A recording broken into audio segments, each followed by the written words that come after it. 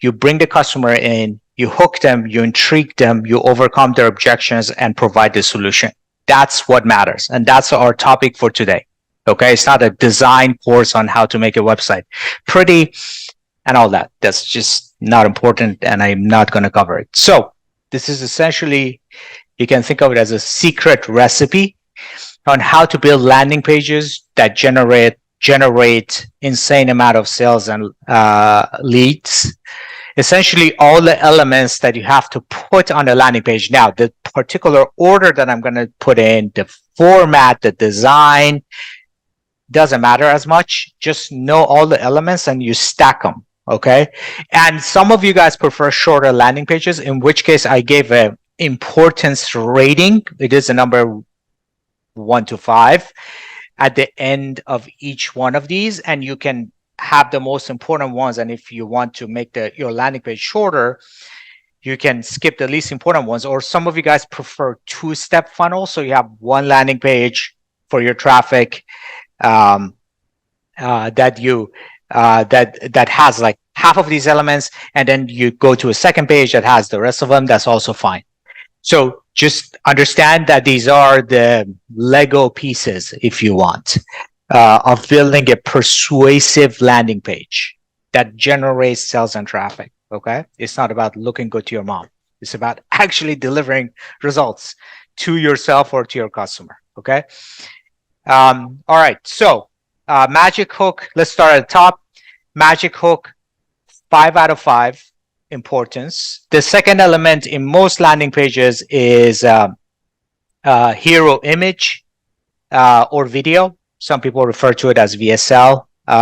So video sales letter. It used to be that VSLs were pretty much the only way to go, but these days, I want to say it depends on the complexity of the product. Sometimes a hero image, we actually refer to it ourselves for marketing for Deal AI as essentially magic hero image, because you don't know why this image converts, but it's essentially it is a kind of like a visually hooks the user. So at the top, you visually verbally hook the user by hitting one of these points: inspiration, intrigue, reward, pain, or others, which the magic hook generator has multiple options. So I'm going to cover benefit stack and FAQs today. Okay, so going through this list: magic hook, hero image and video, something that visually inspires or invokes some feeling in the visitor. Logos of clients, media, previous companies you've worked for. The dimension is authority. Okay. And that, I mean, it is important, but I put a personal importance factor on it. Is 2 out of 5. So it's not obviously as important as a hook. Okay. Secondary hook. Some people use it as a sub headline under the main hook, a title of the page, or somewhere in the middle of the page to encourage people to continue reading. I put it, on a 2. Maybe this should be, 2 is fine. It's important, but not super important. Now, benefit stack is a 5 out of 5. Okay. Now, benefit stack and product features is what people actually confuse. They think product features is the same as benefit stack. In fact, product features to me is like a 1 or 2 of importance. What are the little features of a product? When you're selling a Tesla, you're not selling like little things. You're selling the benefit. Okay. It could be self-expression. It could be fuel efficiency. It could be speed. So the benefit to the user. Okay. Not features. These two are very commonly mistaken. And you can totally have a landing page that has no product features and just benefit stack, and you will be fine. But if you have product features as a main hero of your page, you will not succeed. Okay. So benefit stack, which I'm going to cover in details today, and I'm going to show you guys in the tool. It's essentially the following. Different people that are coming to your page, they have different needs. They are different people with different needs. and desires.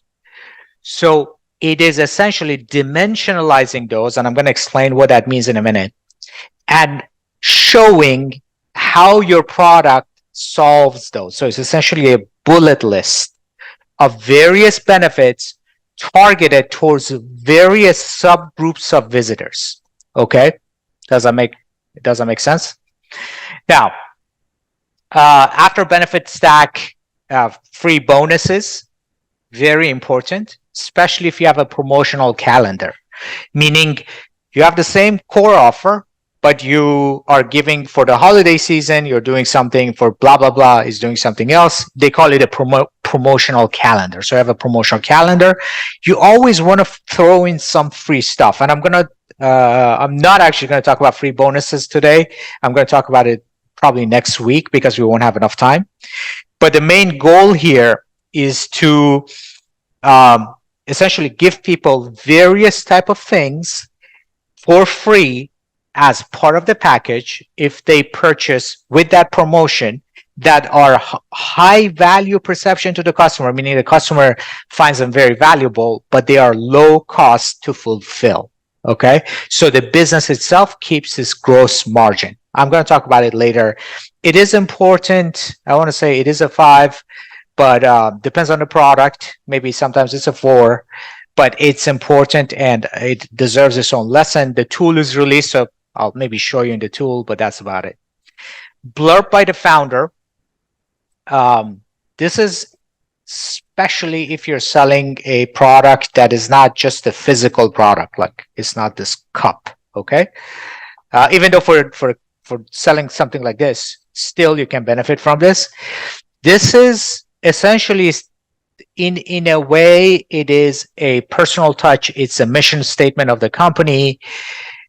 Yes, but in a way, it ties the founder's personal story or someone in the company's personal story. It can be also a celebrity, an influencer, personal story into the mission and the goal of the product. Meaning, he did this, and that's why, like, for example, let's say I had a dog that was allergic to all sorts of, normal commercial pet food, and I created this product to feed my dog in a healthy way.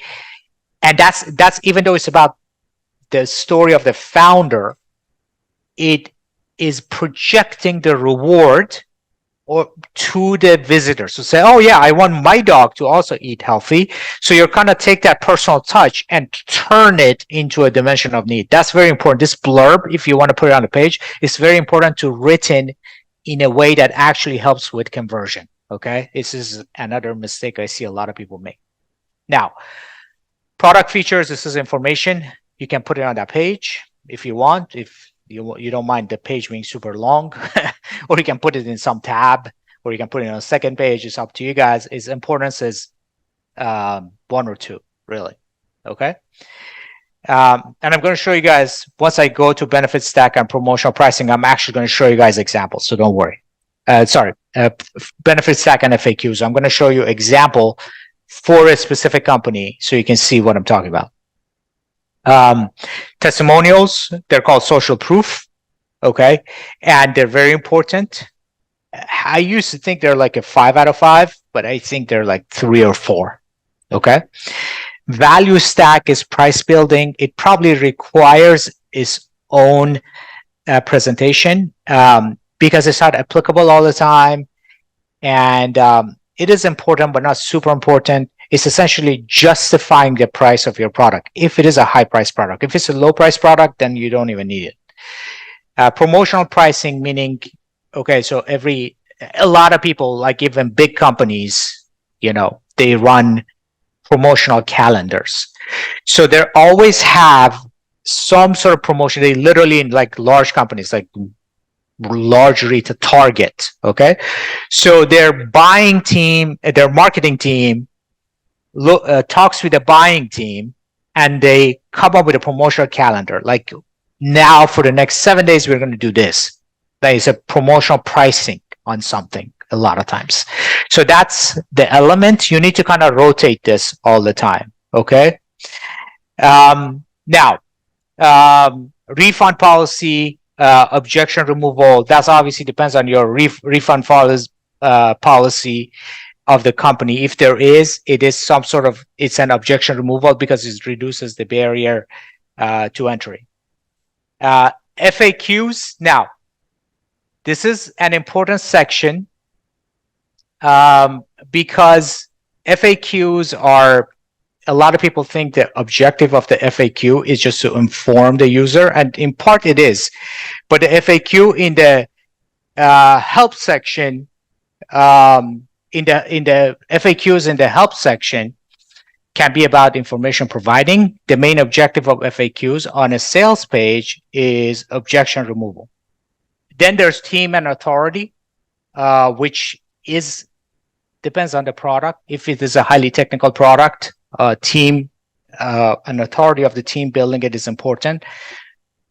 If it's a somewhat of a mainstream product, it's not as important. So it's a little bit nuanced. And then at the end, you have lead capture, whatever the call to action is, lead capture or payment capture. So in order to build to a sales, you need to be more convincing, because somebody